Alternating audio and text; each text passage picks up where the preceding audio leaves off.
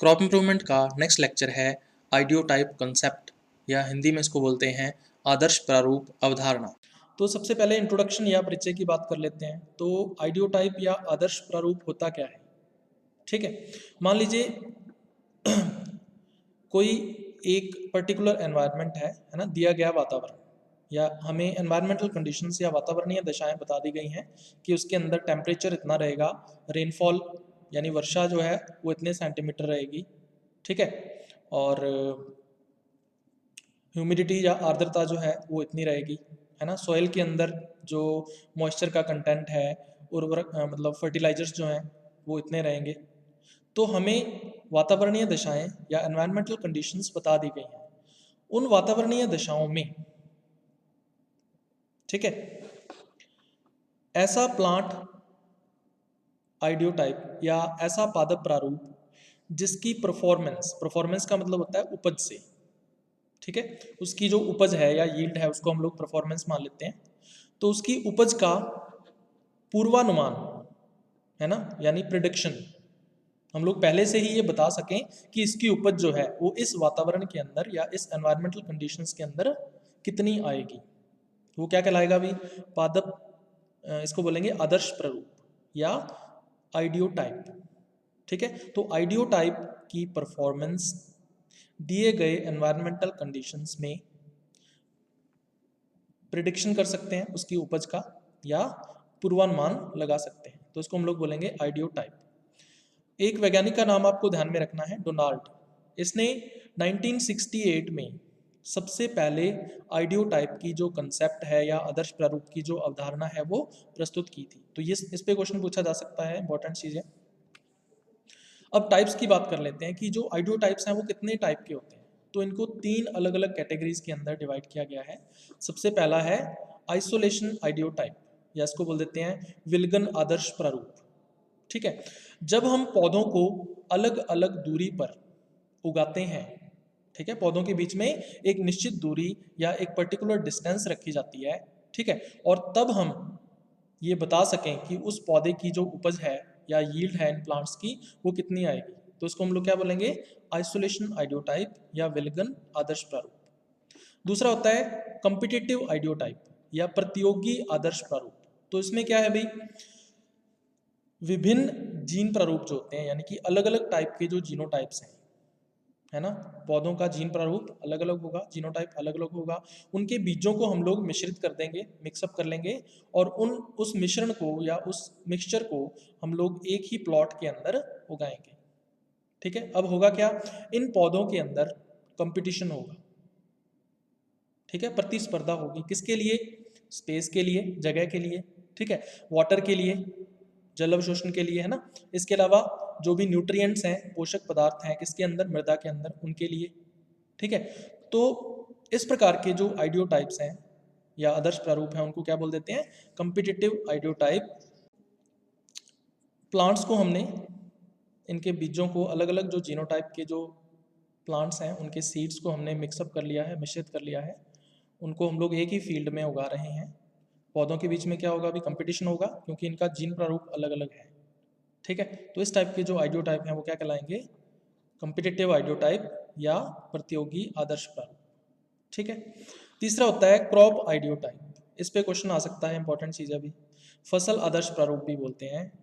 तो इसमें हम क्या करते हैं अभी? सेम जीनोटाइप के, यानी एक ही जीन प्रारूप के जो पौधे हैं या प्लांट्स हैं उनको एक पर्टिकुलर डेंसिटी पर या एक उपयुक्त सघनता पर उगाया जाता है। जैसे हम लोग फसल उगाते हैं, गेहूं की फसल उगाते हैं, है ना, या सरसों की फसल उगाते हैं, तो उसमें क्या होता है? पौधों का जीन प्रारूप लगभग एक समान ही होता है, ठीक है, सारे के सारे पौधे एक जैसे ही होंगे, ठीक है। तो इस टाइप का जो आइडियो टाइप होगा उसको क्या बोलेंगे?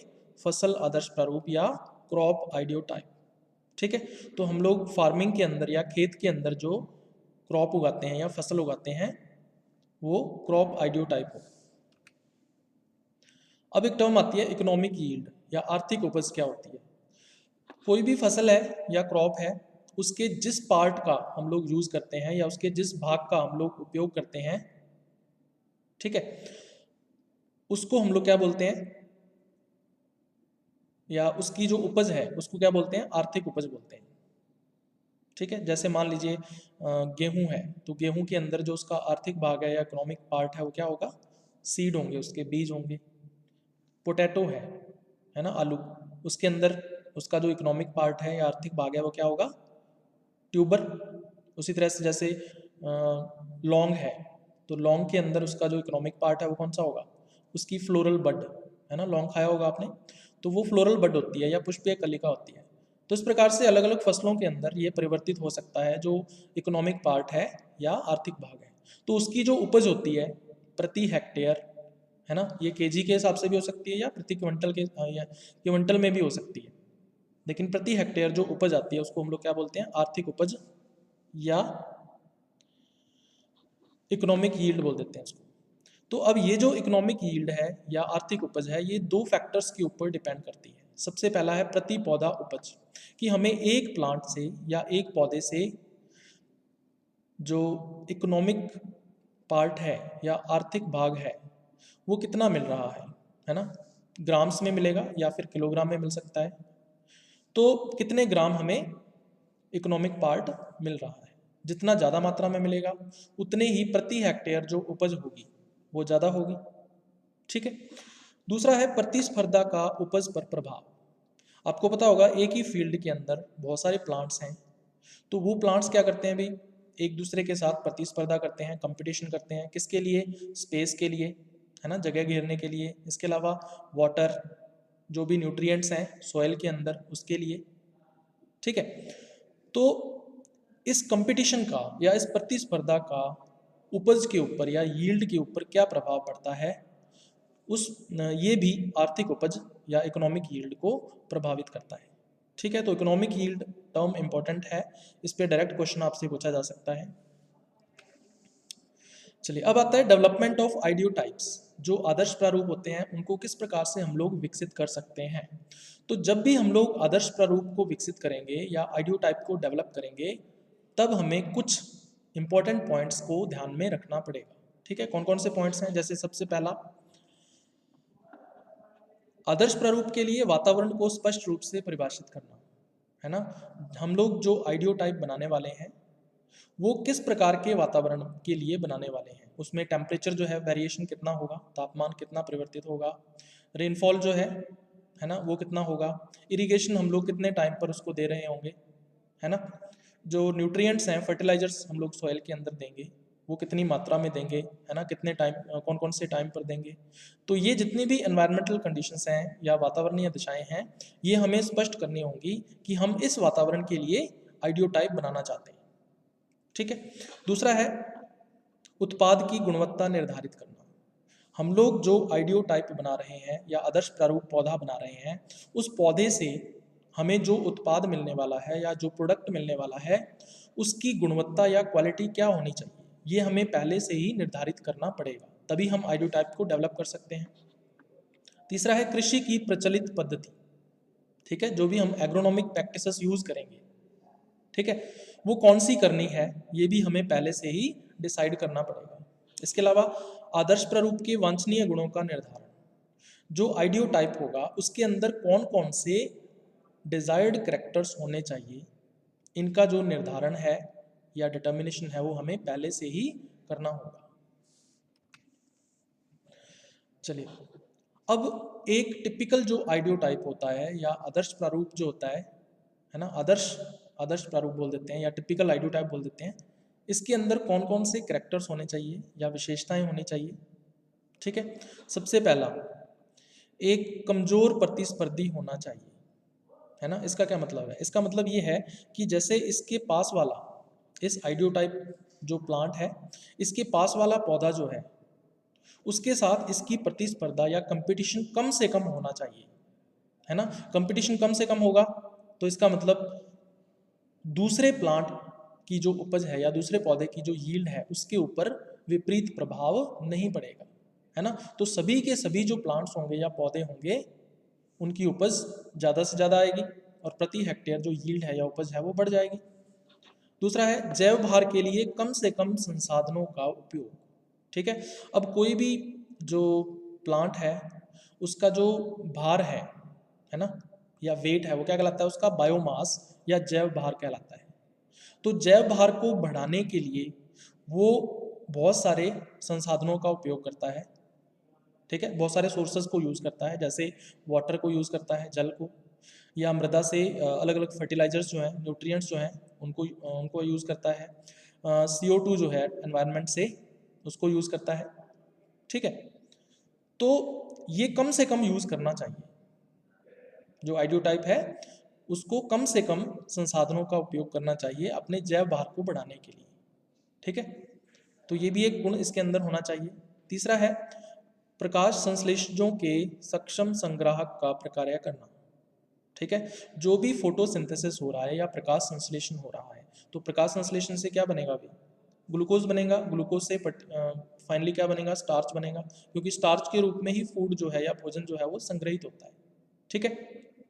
तो अब उस स्टार्च को संग्रहित करने के लिए उस आइडियोटाइप के अंदर या उस प्लांट के अंदर विशिष्ट टिश्यूज या उत्तक होने चाहिए, है ना। चाहे वो फ्रूट के अंदर उसको स्टोर कर सकता है, या अपनी रूट के अंदर उसको स्टोर कर सकता है, या स्टेम के अंदर, जैसे पोटैटो के अंदर होता है ना, उसको स्टोर कर सकता है। तो उसके अंदर इसकी क्षमता होनी चाहिए, उसके लिए ये कैपेबल होना चाहिए या सक्षम होना चाहिए।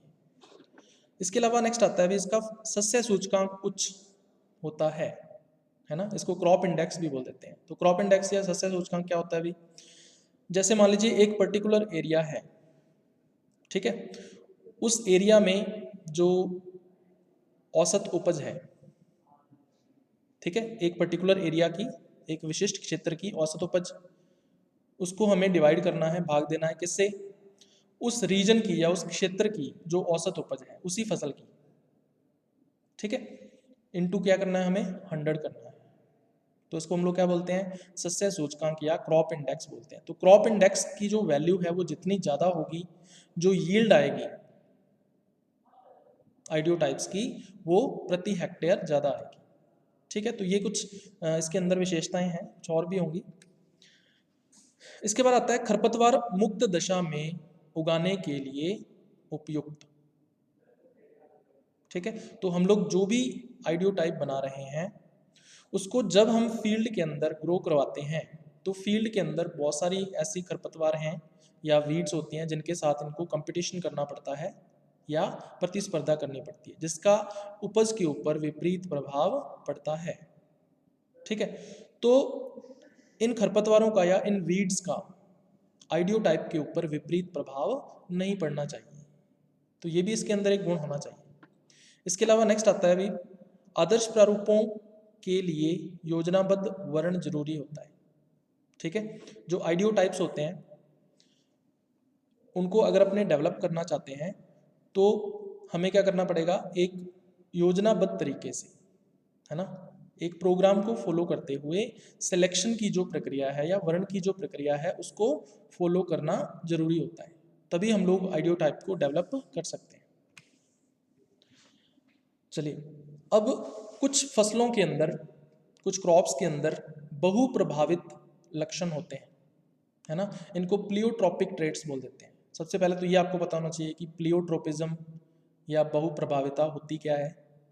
नॉर्मली क्या होता है, जो एक जीन है वो एक ही आनुवंशिक लक्षण को नियंत्रित करता है, ठीक है। लेकिन अगर एक जीन एक से ज़्यादा लक्षणों को नियंत्रित करे, है ना, एक से ज़्यादा मतलब कितने हो सकते हैं? 2 हो सकते हैं या 3 हो सकते हैं।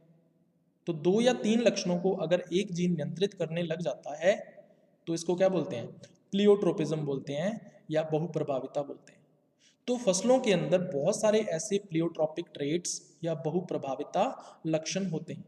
तो कौन कौन से हैं उसके बारे में हम लोग कुछ एग्जाम्पल्स पढ़ेंगे। जैसे सबसे पहला प्लांट यहाँ पे दे रखा है अल्फा अल्फा, उसमें एक जीन के द्वारा एक लक्षण को नियंत्रित किया जा रहा है ना, थिक लीव्स, जो पत्तियां हैं या लीव्स हैं उनकी मोटाई को नियंत्रित किया जा रहा है। तो मोटाई या तो बहुत ज़्यादा होगी या कम होगी, लेकिन इसके साथ साथ यही जीन उच्च प्रकाश संश्लेषण दर को भी प्रभावित करता है। यानी अगर लीव्स जो हैं, पत्तियां हैं, वो थिक होंगी, मोटी होंगी, तो प्रकाश संश्लेषण की दर क्या होगी? उच्च होगी। दूसरा है धान्य फसलें या सीरियल क्रॉप्स के अंदर, ठीक है। इसके अंदर स्मॉल लीव्स, छोटी पत्तियां अगर हैं तो पत्तियां बहुत ज़्यादा संख्या में होंगी, मोर लीव्स होंगी, ठीक है, तो 2 लक्षण हो गए। मल्टीपल टिलर्स, बहुसंख्या तल शाखाएं। शाखाएं या टिलर्स का क्या मतलब होता है, जैसे हम लोग एक बीज को उगाते हैं तो उस बीज से सिर्फ एक ही पौधा नहीं बनता है, बल्कि एक की जगह 3 या 4 पौधे बनते हैं एक बीज से। तो उनको क्या बोल देते हैं हम लोग, टिलर्स बोल देते हैं। तो 3 या 4 टिलर्स बनते हैं। ठीक है, तो टिलर्स की संख्या ज़्यादा होगी तो जो लीव्स हैं वो छोटे साइज की होंगी, पत्तियां जो है वो छोटे साइज की होंगी। तो इसका मतलब ये दोनों के दोनों क्या है, एक ही जीन के द्वारा कंट्रोल किए जा रहे हैं ये जो लक्षण है। लार्ज ग्रेन्स, बड़े आकार के दाने, है ना। अगर दाने ज़्यादा संख्या में होंगे, बड़े आकार के होंगे, लार्ज साइज के होंगे, तो प्रति बाली या पर ईयर जो नंबर ऑफ ग्रेन्स है या दानों की संख्या है वो कम होगी। तो ये दोनों के दोनों लक्षण एक ही जीन के द्वारा नियंत्रित हैं।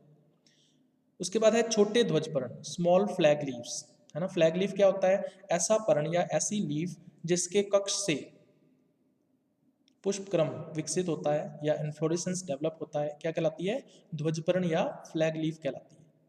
तो फ्लैग लीफ छोटे होंगे, ठीक है। इसके साथ जुड़ा हुआ एक और लक्षण है उच्च प्रकाश संश्लेषण दर, हाई फोटोसिंथेसिस रेट। प्रकाश संश्लेषण की जो दर है वो उच्च होगी इनके अंदर। इसके बाद इसमें दे रखा है लार्ज गार्ड सेल्स, बड़े रंध्र द्वारक। जो रंध्र होते हैं या स्टोमाटा होते हैं पत्ती के ऊपर, है ना, उनके अंदर द्वार कोशिकाएं या गार्ड सेल्स पाई जाती हैं। अगर गार्ड सेल्स का आकार या साइज बड़ा है तो रंध्रों की संख्या या स्टोमाटा की संख्या क्या होगी, कम होगी, है ना। तो डेंसिटी या सघनता जो है रंध्रों की या स्टोमाटा की वो कम होती है। तो ये दोनों के दोनों ट्रेट या लक्षण एक दूसरे के साथ एक ही जीन के द्वारा नियंत्रित हो रहे हैं। नेक्स्ट दे रखा है शरद काल में तेज वृद्धि, fast growth in autumn season. ठीक है, ऑटम सीजन यानी इसको पतझड़ बोल देते हैं हम लोग, या शरद काल भी बोल देते हैं। तो ग्रोथ रेट जो है अगर क्रॉप के अंदर ज़्यादा हो रही है तो इस फसल के अंदर या इन पौधों के अंदर जो विंटर हार्डनेस है या शीत दृढ़ता है वो एब्सेंट होगी। ठीक है, मतलब अगर बहुत ज़्यादा टेम्परेचर लो है, डाउन है, तो प्लांट जो है वो सर्वाइव नहीं कर पाएगा या पौधा जो है वो जीवित नहीं रह पाएगा। तो ये दोनों के दोनों ट्रेट एक ही जीन के द्वारा नियंत्रित हो रहे हैं। उसके बाद जौ में अलग से दे रखा है बार्ले के अंदर जो सीडलिंग विगर है ना, लो सीडलिंग विगर या निम्न पौध ओज बोल देते हैं इसको। ठीक है, जो प्लांट है वो उसका जो हेल्दीनेस है या वो कम स्वस्थ होगा, है ना। उसके अंदर जो स्टेम है उसकी मोटाई कम होगी, लीव्स जो है पत्तियां जो है उसकी चौड़ाई कम होगी, तो विगर कम होती है या ओज कम होती है। ठीक है, इसके साथ जुड़ा हुआ एक लक्षण कौन सा है अभी, देरी से पकना, लेट मैचुरेशन। अगर ऐसा होता है तो मैचुरेशन जो है इस क्रॉप का या फसल का वो देरी से होगा। तो ये दोनों के दोनों ट्रेट या लक्षण आप एक दूसरे के साथ जुड़े हुए हैं, एक ही जीन के द्वारा नियंत्रित है। लॉन्ग प्लांट्स, लंबे पौधे, है ना, पौधों के अंदर लंबेपन का जीन होता है, ये आपको पता ही है ना, लंबापन और बौनापन जिसको नियंत्रित करते हैं। तो अगर पौधे लंबे हैं तो हार्वेस्ट इंडेक्स जो होगा या सस्य सूचकांक जो होगा वो कम होगा। ठीक है, तो ये दोनों के दोनों ट्रेट एक दूसरे के साथ जुड़े हुए हैं। ग्रासेस की बात कर लेते हैं, है ना। पोएसी फैमिली के जो मेंबर्स हैं उनको घासें या ग्रासेस कहा जाता है। तो अगर इनके अंदर लार्ज गार्ड सेल्स हैं, जो रंध्र द्वारक हैं वो बड़े आकार के हैं, तो स्टोमाटा की जो डेंसिटी है या रंध्रों की जो सघनता है वो कम होगी। ये पहले भी आया हुआ है। ठीक है, तो ये दोनों के दोनों ट्रेट्स एक ही जीन के द्वारा नियंत्रित हैं। इसके अलावा एक और आ गया है शरद काल में तेज वृद्धि, fast growth in autumn season. पतझड़ ऋतु के अंदर अगर ग्रोथ या वृद्धि दर जो है वो अधिक है तो विंटर हार्डनेस या शीत दृढ़ता की इसमें अनुपस्थिति होगी, यानी लो टेम्परेचर पर ये सर्वाइव नहीं कर पाएंगे। तो ये दोनों ट्रेट्स एक दूसरे से संबंधित हैं। इसके अलावा स्मॉल लीव्स, अगर पत्तियां छोटे आकार की हैं तो इनकी जो संख्या है या नंबर है लीव्स का वो ज़्यादा होगा। तो ये दोनों ट्रेट्स एक दूसरे के साथ जुड़े हुए हैं। मक्का या मेज के अंदर एक दे रखा है निम्न पौध ओज, लो सीडलिंग विगर। ठीक है, जो ओज है या विगर है सीडलिंग्स की वो कम होगी। तो इसमें मैचुरेशन या जो पकाव है वो देरी से आएगा। ये ट्रेट पहले भी आया हुआ है। तो ये दोनों ट्रेट्स एक ही जीन के द्वारा नियंत्रित हैं। धान की बात कर लेते हैं, तो इसमें अगर लीव्स की थिकनेस ज़्यादा है है ना। पत्तियां अगर इनकी मोटाई ज़्यादा है तो प्रकाश संश्लेषण की जो दर है या फोटोसिंथेसिस रेट हाई होगी इसके अंदर। तो ये दोनों ट्रेट एक ही जीन के द्वारा नियंत्रित हो रहे हैं। सोयाबीन की बात कर लेते हैं। तो इसकी जो लीव्स हैं या पत्तियां हैं वो स्मॉल साइज़ की हैं या छोटे आकार की हैं, तो इनका नंबर ज़्यादा होगा, ठीक है, इनकी संख्या ज़्यादा होगी। तो ये दोनों ट्रेट एक ही जीन के द्वारा नियंत्रित होते हैं सोयाबीन में। उसके बाद शुगर बीट या चुकंदर की बात कर लेते हैं। तो लंबे पौधे, लॉन्ग प्लांट्स जो होते हैं या टॉल प्लांट्स बोल देते हैं, तो इनका हार्वेस्ट इंडेक्स, सस्य सूचकांक जो है वो कम होगा। तो ये दोनों ट्रेट एक ही जीन के द्वारा नियंत्रित हैं। लास्ट वीट के अंदर दे रखा है इन्होंने लेक्स लीव्स या श्लथ पत्तियां जो है। और लेक्स लीव्स का क्या मतलब होता है, जो पत्तियां हैं उनका साइज छोटा होता है, नैरो होती है ना। पत्तियां कैसी होंगी, नैरो होंगी या संकरी होती हैं, इनको श्लथ पत्तियां या लेक्स लीव्स बोल देते हैं। अगर ऐसा है तो इनकी लंबाई जो है, पत्तियों की जो लेंथ है वो ज़्यादा होगी। तो ये दोनों के दोनों ट्रेट्स जो हैं वो एक दूसरे के साथ लिंक्ड होते हैं, एक ही जीन के द्वारा नियंत्रित होते हैं। तो ये भी प्लियोट्रोपिज्म के एग्जाम्पल्स हैं। चलिए, अब आपसे ये पूछा जा सकता है कि सबसे पहला जो आइडियोटाइप है वो किसके द्वारा डेवलप किया गया था। तो डोनाल्ड ने इसको डेवलप किया था 1986 के अंदर, 1986 में। और कौन सी फसल में विकसित किया था, तो गेहूं या वीट के अंदर उसने प्रस्तावित किया था, ठीक है। और ये जो आइडियोटाइप इसने दिया था वो अनुकूलतम वातावरण के लिए था, यानी अडेप्टेबल एनवायरनमेंट के लिए, यानी जो भी एनवायरमेंटल कंडीशंस हैं या वातावरणीय दिशाएं हैं वो फसल के लिए अनुकूलित हों।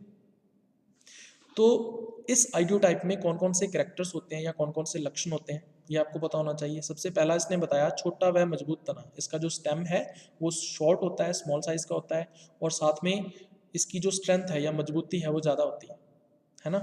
ऐसा होने से क्या होगा अभी, इसमें फॉल ऑफ की जो समस्या है या गिरने की जो समस्या है वो कम हो जाती है ऐसा होने से, है ना। बौनेपन का लक्षण आ गया। दूसरा है सीधी ऊर्ध्व पत्तियां। जो लीव्स होंगी इसकी वो वर्टिकल होंगी, सीधी होंगी, स्ट्रेट होंगी, ताकि वो ज़्यादा से ज़्यादा मात्रा में जो सनलाइट है या प्रकाश की मात्रा है उसको ग्रहण कर सकें, ठीक है। जितना ज़्यादा फोटोसिंथेसिस होगा उतनी ही ज़्यादा यील्ड या उपज आएगी। तीसरा है कम संख्या में छोटी पत्तियां। जो स्मॉल साइज की लीव्स होती हैं उनकी संख्या बहुत ही कम होती है, ठीक है। तो इससे जो फोटोसिंथेसिस है या प्रकाश संश्लेषण है उसकी दर प्रभावित नहीं होती है। बड़ी बालियां, जो ईयर्स हैं, है ना, या पेनिकल्स हैं, उनका साइज या आकार जो है वो काफ़ी बड़ा होता है, लार्ज साइज की होती हैं, जिससे जो उपज है प्रति हेक्टेयर वो ज़्यादा होगी। नेक्स्ट दे रखा है ऊर्ध्व बालियां, वर्टिकल ईयर्स। जो ईयर्स हैं वो बिल्कुल स्ट्रेट रहेंगी तो उनको ग्रोथ करने के लिए ज़्यादा स्पेस मिलेगा, ज़्यादा जगह मिलेगी, है ना। उनकी लंबाई बढ़ जाएगी और लंबाई बढ़ने से जो उपज है प्रति हेक्टेयर वो भी इंक्रीज हो जाती है।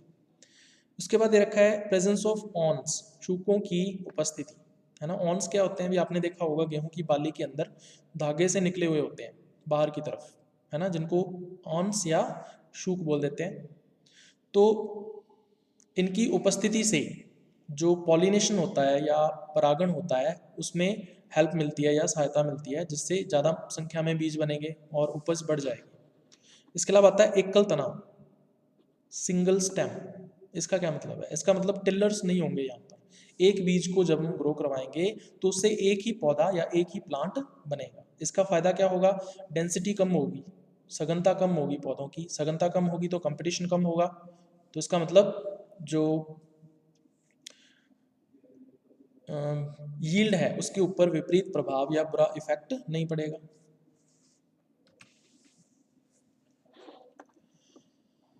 अब जो आइडियोटाइप है या आदर्श प्रारूप है उसके लिए अगर फार्मिंग या खेती करना चाहते हैं तो उसके लिए कौन कौन सी कंडीशंस सुइटेबल होती हैं या कौन कौन सी दिशाएं उपयुक्त होती हैं। सबसे पहला है अधिक सघन बुआई, है ना। हमें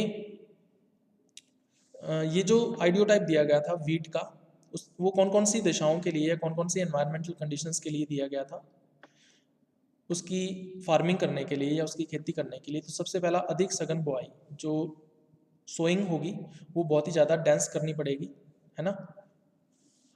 यानी प्रति हेक्टेयर जो हम लोग सीड रेट यूज़ करेंगे, है ना, वो ज़्यादा रखनी पड़ेगी हमें। दूसरा है उच्च पोषक उपलब्धता, जो भी हम लोग न्यूट्रिएंट्स देंगे वो ज़्यादा मात्रा में हमें देने पड़ेंगे, क्योंकि एनवायरमेंटल कंडीशंस कैसी हैं, उपयुक्त एडेप्टेबल या अनुकूलित हमें देनी है। तीसरा है कतारों के बीच कम दूरी। जो हम लोग रोज़ के अंदर ग्रो करवाएंगे वीट को या गेहूं को, तो कतारें जो होती हैं उनके बीच की जो डिस्टेंस है वो कम से कम हमें रखनी पड़ेगी। नेक्स्ट दे रखा है सक्षम खरपतवार नियंत्रण। जो वीड कंट्रोल है वो हमें बहुत अच्छी तरह से करना पड़ेगा, तभी उपज जो है वो हमें प्राप्त होगी। और लास्ट दे रखा है अनुकूलतम नमी की उपलब्धता। सॉइल के अंदर या मृदा के अंदर जो मॉइस्चर कंटेंट है, परसेंटेज जो है वो अडेप्टेबल होना चाहिए या अनुकूल होना चाहिए, है ना, तभी जो गेहूं का या वीट का आइडियोटाइप है वो अच्छी उपज या यील्ड दे सकता है। तीसरा आता है आदर्श प्रारूप प्रजनन या आइडियोटाइप ब्रीडिंग की बात कर लेते हैं। ठीक है, तो इसमें हम लोग पूर्व निर्धारित स्तर तक परिवर्तन करके, है ना, पूर्व निर्धारित का मतलब ये होता है कि हम लोग पहले से ही डिसाइड कर लेते हैं कि हमें फसल के अंदर या क्रॉप वैरायटी के अंदर या किस्म के अंदर कौन कौन से परिवर्तन करने हैं या कौन कौन से उसमें चेंजेस करने हैं उसके जीनोटाइप के अंदर, जीन प्रारूप के अंदर। ठीक है, उस स्तर तक चेंजेस करते हैं, परिवर्तन करते हैं, और फिर फसल की जो उपज होती है प्रति हेक्टेयर, जो यील्ड होती है क्रॉप की, उसकी कैपेबिलिटी को या उसकी क्षमता को हम लोग सुधार लेते हैं या इम्प्रूव कर लेते हैं। ठीक है, तो ये हम लोग किसमें करते हैं, आइडियोटाइप ब्रीडिंग के अंदर करते हैं।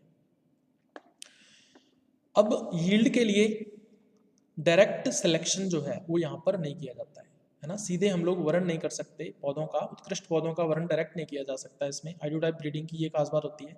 इसके अंदर 4 मेन स्टेप्स होते हैं, 4 मुख्य चरण हैं। सबसे पहले आइडियोटाइप को हम लोग डिटरमाइन करते हैं कि किस प्रकार का आदर्श प्रारूप हम लोग बनाना चाहते हैं, उसका निर्धारण करेंगे। दूसरा है आदर्श प्रारूप में शामिल लक्षणों के लिए, यानी जो भी आइडियोटाइप हम लोग बना रहे हैं उसके जो भी कैरेक्टर्स हैं या ट्रेट्स हैं या जो भी उसके लक्षण हैं, ठीक है, वो प्राप्त करने के लिए हम लोग क्या करेंगे, आनुवंशिक विविधता या जेनेटिक डाइवर्सिटी उसमें उत्पन्न करेंगे। ये हमारा दूसरा स्टेप रहेगा। तो जेनेटिक डाइवर्सिटी कैसे उत्पन्न कर सकते हैं, म्यूटेशन के द्वारा करवाया जा सकता है, या फिर कैसे करवाया जा सकता है, हाइब्रिडाइजेशन या संकरण के द्वारा हम लोग ऐसा करवा सकते हैं। तीसरा स्टेप इसके अंदर आता है वांछनीय स्तर वाले पौधों या वंशक्रमों का वर्णन करना। ठीक है, अब ये जो भी ट्रेट्स या लक्षण हमने निर्धारित किए हैं उनकी जो क्वालिटी है वो डिजायर्ड लेवल की होनी चाहिए या वांछनीय स्तर की होनी चाहिए। ठीक है, तो ऐसे पौधों को या ऐसे प्लांट्स का हम लोग क्या करते हैं, सिलेक्शन करते हैं या वर्ण करते हैं। तो यहाँ पे वर्ण या सिलेक्शन तीसरा स्टेप रहता है। इन वर्ण किए गए वंशक्रमों का कई कृषि दिशाओं में मूल्यांकन करते हैं, उसके बाद फिर इसका इवैल्यूएशन कर लेते हैं या मूल्यांकन कर लेते हैं, लेकिन अलग अलग एनवायरमेंटल कंडीशंस के अंदर या वातावरणीय दिशाओं के अंदर। ठीक है, तो ये 4 स्टेप्स रहते हैं इसके अंदर। अब जो आइडियोटाइप ब्रीडिंग हम लोग करते हैं या आदर्श प्रारूप प्रजनन हम लोग करते हैं, उसके अंदर कौन कौन सी बाधाएं आती हैं, कौन कौन सी कठिनाइयाँ आती हैं। ठीक है, तो आइडियोटाइप ब्रीडिंग की जो प्रोग्रेस है उसको कुछ फैक्टर्स के द्वारा या कुछ कारकों के द्वारा बाधित किया जा सकता है। ठीक है, तो ये कौन कौन से कारक हैं, सबसे पहला है पौधों के अंगों के आकार में सममिति की आवश्यकता। ठीक है, जो प्लांट के ऑर्गन्स होते हैं उनका जो साइज होता है उसमें सिमिट्री होनी चाहिए या सममिति होनी चाहिए। इसका मतलब वो एक ही साइज के या एक ही आकार के होनी चाहिए। ठीक है, ये आवश्यकता होती है किसके अंदर, आइडियोटाइप ब्रीडिंग के अंदर। ठीक है, और ऐसा जो है ऐसा करना बहुत ही कठिन होता है, तो ये सबसे पहली बाधा होती है। दूसरी, पौधों के विभिन्न अंगों का एक दूसरे के लिए प्रतिपूरण, कंपेंसेशन। ठीक है, इसका क्या मतलब है, इसका मतलब ये है कि जैसे मान लीजिए प्लांट के अंदर कोई लीफ जो है ना, कुछ लीव्स कम बनी मान लीजिए किसी प्लांट के अंदर, तो इसकी जो क्षतिपूर्ति है वो दूसरी लीव्स के द्वारा या स्टेम के द्वारा या तने के द्वारा की जानी चाहिए। ठीक है, और ऐसा करना बहुत ही कठिन होता है। तो कंपेंसेशन जो है पौधों के अंदर वो बहुत ही कम किया जाता है, तो ये दूसरी बाधा या बैरियर होती है। तीसरी आती है बहुप्रभाविता यानी प्लियोट्रोपिज्म जो है, तो प्लियोट्रोपिज्म की हमें ज़रूरत पड़ती है आइडियोटाइप ब्रीडिंग के लिए। ठीक है, और पौधों के अंदर बहुत ही कम ऐसे लक्षण होते हैं जो प्लियोट्रोपिज्म शो करते हैं। ठीक है, तो ये तीसरी बाधा है। उसके बाद प्रजनन में उपयोग होने वाले वंशक्रमों की निकृष्ट आनुवंशिक पृष्ठभूमि। हम लोग ब्रीडिंग के लिए जो भी लाइंस यूज़ करते हैं, है ना, चाहे वो इनब्रेड लाइंस हों या हाइब्रिड लाइंस हों, उनका जो जेनेटिक बैकग्राउंड होता है या आनुवंशिक पृष्ठभूमि जो होती है वो सुपीरियर नहीं होती है, यानी उनके जो पूर्वज होते हैं या एंसेस्टर होते हैं वो सुपीरियर नहीं होते हैं। ठीक है, उनका सुपीरियर होना बहुत ही ज़रूरी है, तभी हम लोग आइडियोटाइप ब्रीडिंग करवा सकते हैं। तो ये फोर्थ इसके अंदर बैरियर या बाधा आती है। चलिए, अब आइडियोटाइप ब्रीडिंग के अंदर कौन कौन सी कठिनाइयाँ आती हैं, ठीक है, डिफ़िकल्टीज कौन कौन सी आती हैं। सबसे पहला ये है शरीर क्रियात्मक यानी प्लांट फिजियोलॉजिकल जो कैरेक्टर्स होते हैं, जो लक्षण होते हैं, उनको मापना कठिन होता है। जैसे मान लीजिए जो CO2 है ना, उसकी कितनी मात्रा एक पौधे के द्वारा अवशोषित की जाएगी प्रकाश संश्लेषण के लिए, इसको मापना बहुत कठिन है। ठीक है, जो बीज है, दूसरा आता है जैव रासायनिक लक्षण। जैव रासायनिक का मतलब क्या है, बायोकेमिकल जो कैरेक्टर होता है, एक बीज के अंदर प्रोटीन की कितनी मात्रा बनेगी, कितने प्रतिशत मात्रा बनेगी, इसको मापना भी कठिन होता है। तो ये जो कैरेक्टर्स या ट्रेट्स होते हैं, इनका मेजरमेंट करना डिफ़िकल्ट होता है या कठिन होता है। तो ये सबसे पहली कठिनाई इसके अंदर आती है। दूसरा, किसी भी लक्षण का सभी दिशाओं में उपज पर प्रभाव एक समान नहीं रहता है। ठीक है, कोई भी ट्रेट है या लक्षण है पौधे के अंदर, उसको हम लोग अलग अलग एनवायरनमेंट में अगर लेकर जाते हैं, ठीक है, या हम अलग अलग एनवायरनमेंट के अंदर ग्रो करवाते हैं, तो एक जो कैरेक्टर है या एक जो ट्रेट है उसका उपज के ऊपर प्रभाव अलग अलग रहता है। एक एनवायरनमेंट के अंदर अलग प्रभाव होगा, दूसरे एनवायरनमेंट के अंदर अलग प्रभाव होगा। ठीक है, तो प्रभाव समान नहीं रहता, जो इफेक्ट है वो एक समान नहीं रहता है। यही दूसरी कठिनाई इसके अंदर आती है। तीसरा है कई विशेषज्ञों को मिलकर काम करना जरूरी होता है।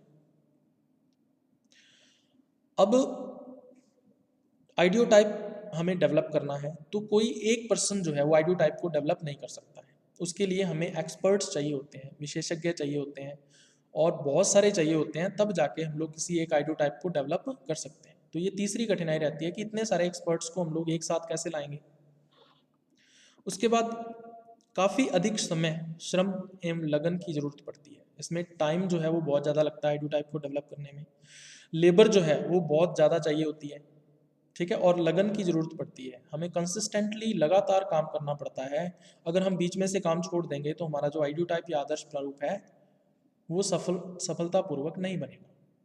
ठीक है, तो ये कुछ कठिनाइयाँ हैं या डिफ़िकल्टीज़ हैं जो आइडियोटाइप ब्रीडिंग के अंदर आती हैं। तो ये था अभी अपना आज का लेक्चर।